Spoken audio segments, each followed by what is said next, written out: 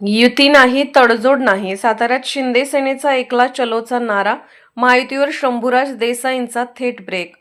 जिल्हा परिषद व पंचायत समिती सार्वत्रिक निवडणूक 2026च्या पार्श्वभूमीवर सातारा जिल्ह्यातील राजकीय वातावरण तापले असून शिवसेना शिंदे गट स्वबळावरच निवडणूक लढवणार असल्याचे स्पष्ट संकेत पालकमंत्री माननीय नामदार शंभूराज देसाई यांनी दिले आहेत.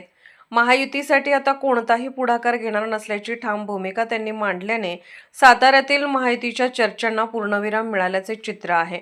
मंत्री शंभूराज देसाई म्हणाले की सातारा जिल्ह्यात जिल्हा परिषद व पंचायत समिती निवडणुकीसाठी महायुती करण्यासाठी आम्ही 2 वेळा प्रयत्न केले, मात्र मित्रपक्षाकडून अपेक्षित किंवा ठोस प्रतिसाद मिळाला नाही.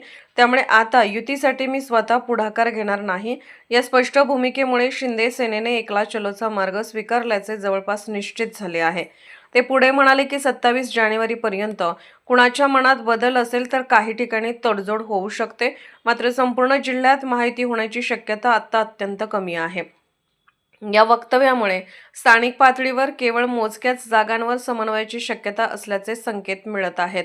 युती न झाल्यास शिवसेना शिंदे गट पूर्ण ताकदीने स्वबळावर निवडणूक लढवण्यास सज्ज असल्याचेही देसाई यांनी स्पष्ट केले. आमची संघटना मजबूत आहे, कार्यकर्त्यांमध्ये उत्साह आहे आणि गेल्या काळातील विकास कामे हा आमचा मोठा आधार आहे.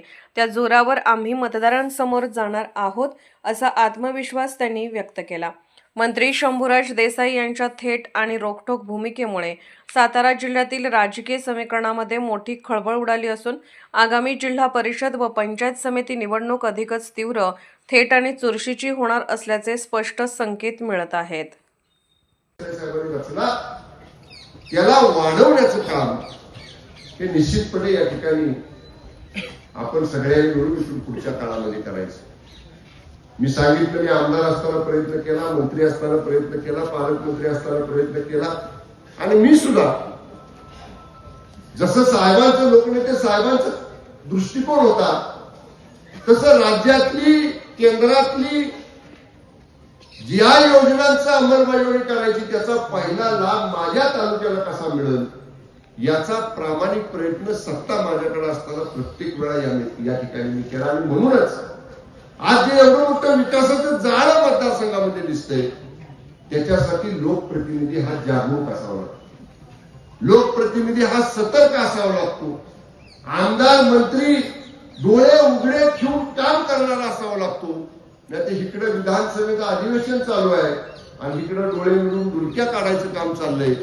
असा लोकप्रतिनिधी मी कोणाचं नाव घेतलेलं नाही, मी कोणाकडे सांगितलेलं नाही. मी तुम्हाला आपलं उदाहरण देतोय, नाही तर लगेच उद्याच्याला सुरू व्हायचं हे असं बोलले मला ते काय आजकाल काय त्याला ते लय जपून बोलायला अर्थाचा अनर्थ लावतो. पण पत्रकार मित्र आहे ते सांगतो की शंभूराजे म्हणले डोळे बंद करून विधानसभेत झोपले होतं कोण. त्यापेक्षा आपण आपलं चांगलं काम, मी तुम्हाला सांगतो, मी पालकमंत्री झालो, पहिलं राज्यमंत्री झालो, माऊली बोलले तसं मग थोडस 22 तारखेला एक भूमिका आम्ही घेतली. त्याचा उलगडून सगळा वृत्तांत इथं सांगण्याची गरज नाही. आदरणीय एकनाथजी शिंदे साहेब मुख्यमंत्री झाले आणि विश्वासानं त्यांनी राज्यमंत्री मी होतो, मला कॅबिनेट मंत्री केलं. मला कल्पना नसताना सातारा जिल्ह्याचं पालकमंत्री केलं. मला कल्पना नसताना राज्यातला 1 नंबरचा जिल्हा स्वतःचा शिंदे साहेबांचा ठाणे जिल्हा, मुख्यमंत्र्यांचा जिल्हा, त्या ठाणे जिल्ह्याचं पालकमंत्री 2.5 वर्ष काम करण्याची संधी आदरणीय शिंदे साहेबांना. दुसऱ्यांदा मंत्री झालो 24ला. तुम्ही सगळ्यांनी मला निवडून दिलं, मोठ्या मताधिक्याने निवडून दिलं. पुन्हा शिंदे साहेबांनी विश्वास माझ्यावर ठेवला, पुन्हा मला कॅबिनेट मंत्री केलं आणि पुन्हा त्या जिल्ह्याचं या ठिकाणी पालकमंत्री मला केलं. मला माहित नाही असं कुणी, पण जिल्ह्याचं 2 वेळा सलग पालकमंत्रीपद सातारा जिल्ह्याचं मिळणं हे तसं आजपर्यंत जिल्ह्यात घडले का नाही कुठं मला माहित नाही. पण सातारा जिल्ह्यामध्ये सलग दुसऱ्यांदा या एवढ्या मोठ्या जिल्ह्याचं पालकमंत्रीपद हे आदरणीय शिंदे साहेबांच्या पक्षाच्या माध्यमातून या ठिकाणी आपल्याला मिळालं. या पालकमंत्री पदाचा सुद्धा उपयोग या मतदारसंघाच्या विकासासाठीच पहिल्यांदा आपण केला. आज या ठिकाणी येडोबाच्या ठिकाणी तुम्हाला काम चालू असणार दिसतंय. चला आपण पर्यटनाचं केंद्र या ठिकाणी करतोय. बोटिंग सेंटर करतोय, या ठिकाणी प्लेग्राऊंड लहान मुलांना खेळण्यासाठी गार्डन करतोय, छोटस कॅफेटेरिया करतोय. म्हणजे जसं मोठ्या शहरांमध्ये तुम्हाला गेल्यानंतर सुविधा आहेत तशा सुविधा मावली आपल्या शहरामध्ये आपण करतोय. आपल्या हेळवाकला या ठिकाणी आपण करतोय, पापरड्याला तुमच्या त्या ठिकाणी आपण करतोय. म्हणजे ज्या ठिकाणी आपण गेलो, मला एक्साईज खातं मागच्या वेळी मिळालं.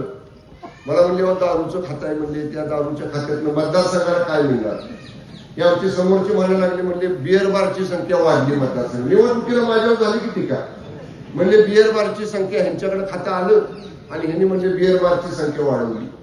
ठीक आहे, खातं माझं त्याच्याशी संबंधित होतं. त्या खात्यामध्ये माझ्या पद्धतीने मी प्रामाणिकपणे काम केलं. मी ज्यावेळी त्या खात्यामध्ये आलो 21,000 कोटी रुपयाचं उत्पन्न होतं. ज्यावेळी मी विभाग म्हणजे निवडणुका लागल्या माझ्याकडनं विभाग मी सोडला. माझ्या 2.5 वर्षाच्या काळात 21,000 कोटीवरनं विभाग 24,500 कोटीवरती उत्पन्न वाढवण्याचं काम म्हणजे चोऱ्यात बंद करण्याचं काम माझ्या विभागातलं केलं. आणि त्या विभागामार्फत राज्यात एक्साईज खात्याची अकॅडमी कधीच नव्हती. अकॅडमी वाटोळची माणसं असतील इथं कोणी वरची पठारावली, आपण अकॅडमीचं काम वाटोळ्याला सरकारी जागेमध्ये राज्यातल्या कर्मचाऱ्याला का माझा उद्देश होता की माझ्या तालुक्यात व्हावं तर महाराष्ट्रातली माणसं तिथे येतील. महाराष्ट्रातले आमचे अधिकारी कर्मचारी 8-8, 15-15 दिवस ट्रेनिंगला येतील. तिथं हॉटेल व्यवसाय चालत, तिथं आणखी कुठली छोटी व्यवसाय चालतील की पठारावरच्या भागामध्ये. आता खंडाळ्याला पोलीस ट्रेनिंग इन्स्टिट्यूट आहे, आरारावानी तासगावला पोलीस इन्स्टिट्यूट ट्रेनिंग इन्स्टिट्यूट काढलं. तसं एक्साईजचं फॉरेस्ट इन्स्टिट्यूट पतंगराव कदम साहेबांनी काढलं सांगली जिल्ह्यामध्ये. तसं माझ्या त्यावेळच्या विभागातल्या कर्मचाऱ्यांच्या अधिकाऱ्यांच्या ट्रेनिंगसाठी इन्स्टिट्यूट काढलं. का तर त्याचा उपयोग तालुक्यातल्या छोट्या मोठ्या उद्योगांना तिथं संधी मिळावी, आपण हे उभं केलं. आज माझ्याकडे पर्यटन विभागाला तुम्ही सगळ्यांनी पाहिलं, मी मगाशी उदाहरण दिलं. आता पाणेरेला काल आम्ही गेलतो. पाणेरेला या ठिकाणी आपण त्या ठिकाणी पर्यटनाचं केंद्र केले. मला वाटतं वाल्मिकच्या ठिकाणी सुद्धा आपण पर्यटनाचे केंद्र या ठिकाणी मंजूर केले. अनेक ठिकाणी म्हणजे ज्या खात्यामध्ये मी गेलो त्या खात्यामधनं पहिल्यांदा आपल्या तालुक्याला काय आणता येते ते आणण्याचा प्रयत्न हा त्या पदावर मी काम करताना या ठिकाणी केला. मी एवढंच आपल्याला सांगेन, विश्वासानं आपण सगळ्यांनी मला 4थ्यांदा आमदार केलं. माझ्या परीनं आमदार म्हणून काम करताना मी कधीच कुठे कमी पडलो नाही. आपल्याला मला विश्वासानं सांगायचं, पालकमंत्री मी अभिमानानं आता सांगितलं दुसऱ्यांदा झालं. तुम्ही 4थ्यांदा व्हा, आम्हाला काय त्याचा फायदा. पण पालकमंत्री कार्यालय आपल्या दारी महाराष्ट्रात कधी तुम्ही ऐकलं होतं की पालकमंत्र्याचं कार्यालय गावागावामध्ये आलं लोकांचे प्रश्न ऐकले. मी पहिल्यांदा 6 महिन्यापूर्वी सुरू केलं. पालकमंत्र्यांचे कार्यालयातले अधिकारी गावागावात गेले पाहिजे. 102 गावामध्ये पालकमंत्री कार्यालय आपल्या दारीची टीम या ठिकाणी गेली. लोकांचे प्रश्न ऐकून घेतले, लोकांचे फॉर्म भरून घेतले, सरकारी अधिकाऱ्यांना त्या पद्धतीने सूचना केल्या. आणि मी आपल्याला दाव्याने सांगतो, एकूण आलेल्या अर्जांपैकी निवेदनांपैकी 70% अर्जांवर निवेदनावर पॉझिटिव्ह निर्णय, सकारात्मक निर्णय, 70% आलेली कामं पालकमंत्री कार्यालय आपल्या दारी माध्यमातून पूर्ण करण्याचं काम या 6 महिन्यामध्ये आपल्या पाटण विधानसभा मतदारसंघात या ठिकाणी आपण केलं. का बरं याच्या अगोदर तरी कुणाला नाही सुचलं? तुम्ही पण मंत्री होता ना 5 वर्ष, बरेच पालकमंत्री नव्हता मनीष, 5 वर्ष दादा मोठे मंत्री होतेच ना. आलं का कार्यालय त्यांचं कधी दारात लोकांच्या? तुमच्या आला असलो ना, गोरगरिबाच्या दारात गेलं का? गोरगरिबाच्या दारात आज पालकमंत्री कार्यालयाची टीम गावागावामध्ये मनीष जाते. तुम्ही कधीतरी पाहिलं असेल तुमच्या भागात आल्यानंतर किती सिस्टमॅटिक पद्धतीने व्हिडिओ करते का नाही काम.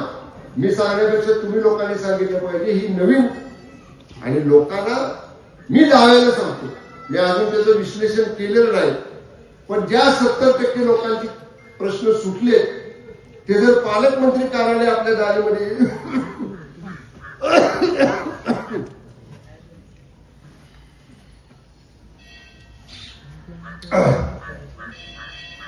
पालकमंत्री कार्यालय आपल्या दारीमध्ये सुटले नसते, किमान 6-6 महिने तरी त्या लोकांना हेलपाटे मारायला लागले. 6-6 महिने किमान. आज आमदारकडे जा, उद्या तलाठी अण्णासाहेबांकडे जा, परवा ग्रामसेवक रावसाहेबाकडे जा, मग आणखीन कुठल्या बीडीओकडे जा, मग इथं झालं नाही मग सातारला जावा, मग आज अण्णासाहेब ऑफिसमध्ये नाही, मग आज अमुकच अधिकारी कार्यालयात नाही. पण लोकांच्या दारात जाऊन त्याला हेलपाटे मारायचं सुनीतात आहे. हेलपाटे मारायला बंद करायला लावलं आपण आणि लोकांच्या दारात जाऊन लोकांची कामं केली. असा आमदार तालुक्याला पाहिजे. आणि ते काम, आणि मी ह्याला बी सांगतोय, त्याला ज्याला उभं केले तर असं काम करायचं. त्यातली काय अनुभव आहे, तात्या एक जुने, विजय एक आहे, बस दोघच, बाकी नाही कोण.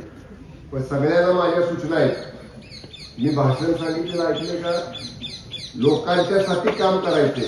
कोण मिळालं 8 दिवस सत्कार घ्या, नारळ घ्या, पाहुण्यारावण्याकडे घेऊन खाऊन या. पण एकदा काम सुरू केलं की लोकांनी मला म्हणलं पाहिजे, साहेब तुमच्याकडे बघून मतं दिली, पण ही माणसं तुमची कामाची आहे. नेत्याचा भार हलका करायसाठी एवढं सगळं ऐकायचं. आणि पुन्हा जर पुन्हा नव्यानं सांगायला लागत, तात्या तुम्हा दोघांना सोडा, तुम्ही आहे पण तुम्ही सुद्धा सगळ्यांनी बरोबर येऊन लोकांच्यासाठी आपण त्या पदावर आहे. पण आपल्याला महत्वाचं नाही, ह्या पदावर आपल्याला बसवणार कोण आहे, की समोर बसलेली जनता आपल्याला ह्या पदावर बसवणारी आहे. हे आहे तर तुम्हाला आम्हाला शोभा आहे. मी कितीही मोठ्या पदावर गेलो तर मी पहिल्यांदा सांगतो, मी इथं आहे, तू माझ्या मतदारसंघातल्या देसाई गटाच्या प्रामाणिक कार्यकर्त्यामुळे आहे. आज 4वी पिढी आमची आहे. यशराज दादाच्या रूपाने 4वी पिढी आहे. बाबूशेठ बरोबर का? मशीन घातलंय का? येतं नाही काय? 4वी पिढी आहे आपली. लोकनेते साहेब झाले, आबासाहेब झाले, मी झालो, आता यशराज आहे. 4